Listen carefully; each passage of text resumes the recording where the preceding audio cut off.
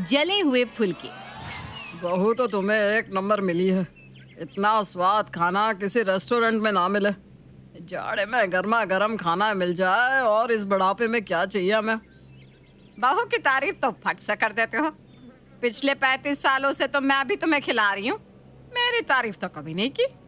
और बहू को आए अभी 1 साल नहीं हुआ और उसकी तारीफ के पुल बांधे जा रहे हो। अरे भाग्यवान, गुस्सा क्यों होती हो? तुम्हें तो खुश होना चाहिए कि बुढ़ापे में तुम्हें तुम्हारी पसंद के गोल गोल गर्मा गर्म फुलके मिल रहे हैं। हाँ, ये बात तो सही कही। गोल गोल फूले फूले फुलके ही पसंद है मुझे, जो कि बहू के आने के बाद ही खाने को मिल रहा है। वरना जिंदगी भर मैंने दूसरों के लिए ही खाना बनाया है और दूसरों को ही गर्मा गर्म फुलके खिलाए हैं। खुद तो हमेशा बासी और ठंडी रोटी ही नसीब हुई है। इतने में ही मनीष ईशा को आवाज देते हुए कहता है, ईशा यार, आज कुछ अलग सब्जी बनाओ ना। रोज रोज आलू खाकर मन ही भर गया है। जाड़े में तो सब्जियों का ही मजा है। ठीक है, एक काम करती हूँ, आज पनीर की सब्जी और गरम मटर की कचौड़ी बना देती हूँ। अरे नहीं नहीं नहीं यार, माँ को फुलके ही पसंद है और इस उम्र में ज्यादा तेल घी उनकी सेहत के लिए सही भी नहीं है। तुम फुलकी के साथ मटर पनीर बना देना। मम्मी जी और पापा जी के लिए मैं गरम फुलकी बना दूंगी और तुम्हारे लिए मटर की गरम गरम कचौड़ी। नहीं नहीं, रहने दो। तुम अकेले कितना काम करोगी, बहुत मेहनत हो जाएगी। ऐसा कुछ नहीं है, मैं आराम से सब कुछ बना दूंगी। मैं इतना भी नहीं कर सकती क्या अपने पति के लिए? तो बेकार है मेरा जीवन। आज दोपहर में खाने को यही मिलेगा। तुम दुकान से घर जल्दी चले आना। ये सुनकर ही मुंह में पानी आने लगा है। अब तो घर जल्दी आना ही पड़ेगा। मनीष नहाकर नाश्ता करके दुकान चला जाता है। इधर ईशा रसोई में दोपहर का खाना बनाने लग जाती है।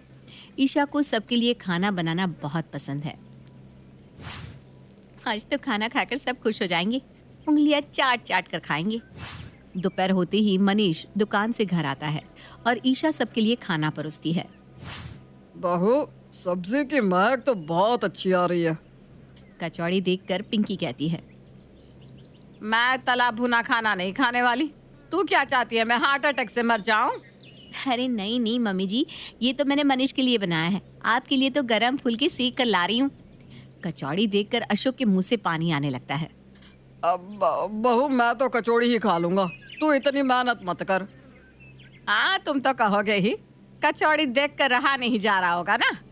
अरे काम खाओ, ये सब इस उम्र में।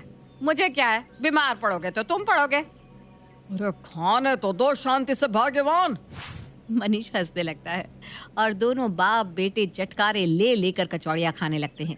ईशा पिंकी के लिए गरम फुलके सेक कर उसे देती है। तभी अशोक के घर की बेल बजती है। ईशा दरवाजा खोलती है और देखती है कि गेट पर पड़ोस की एक औरत उर्मिला हाथों में मिठाई का डिब्बा लिए खड़ी है। बहू, पिंकी कहाँ है? आइए ना आंटी जी अंदर, मम्मी जी खाना खा रही हैं। नहीं नहीं बेटा, मैं बस अपने बेटे की सगाई की मिठाई देने आई हूँ। मम्मी जी से मिल तो लीजिए आंटी। उर्मिला पिंकी से मिलती है और उसे अपने बेटे की सगाई के बारे में बताती है। बहुत खुशी हुई जानकर। ए बहू, उर्मिला के लिए प्लेट लगा। अब आई है तो खाकर ही जाना होगा। हाँ, मटर की कचौड़ी और पनीर की सब्जी मेरी ना फेवरेट है। उर्मिला खाती है और तारीफ के पुल बांध देती है। बहू तो लाजवाब खाना बनाती है।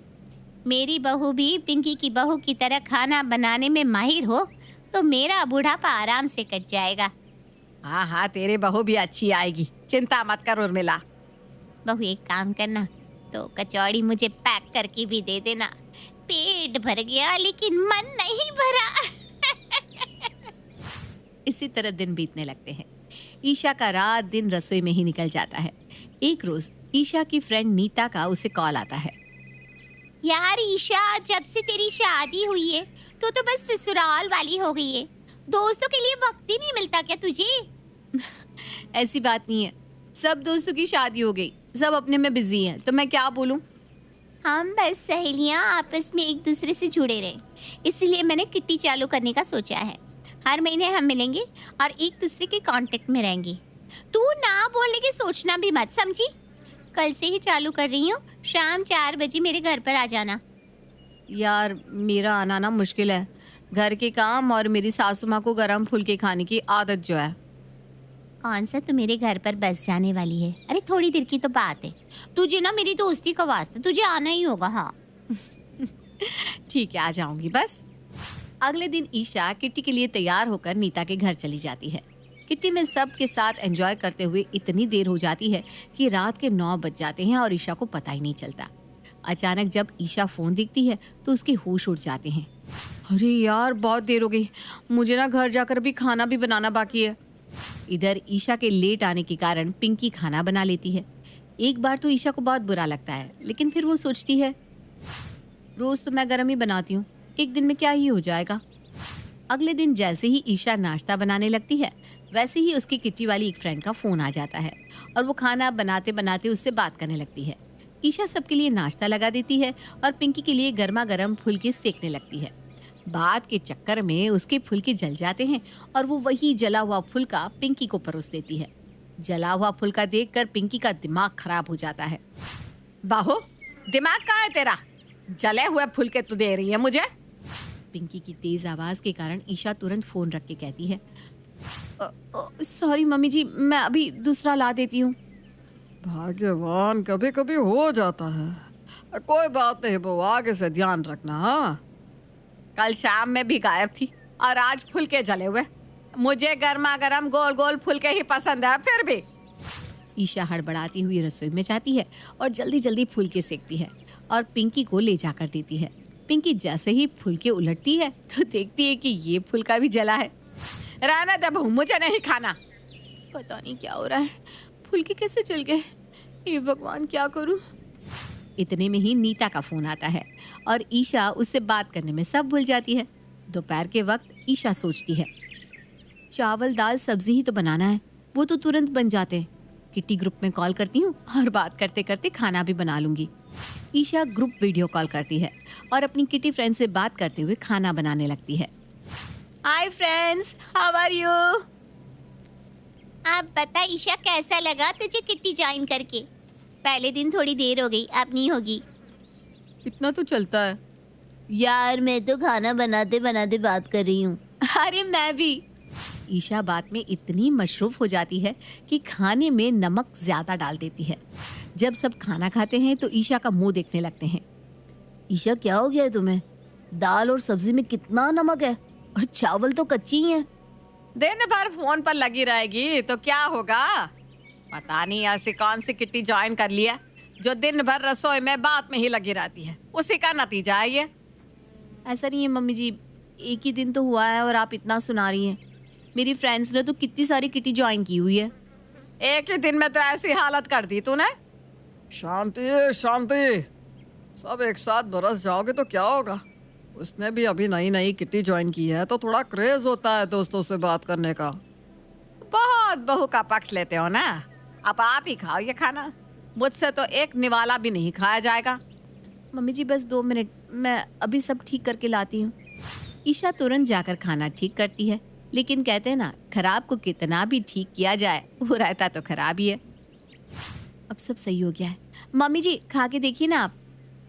और पिंकी खाकर कहती है, लगता है अब जला कच्चा नमक वाला खाना खाने की आदत डाल लेनी चाहिए हमें।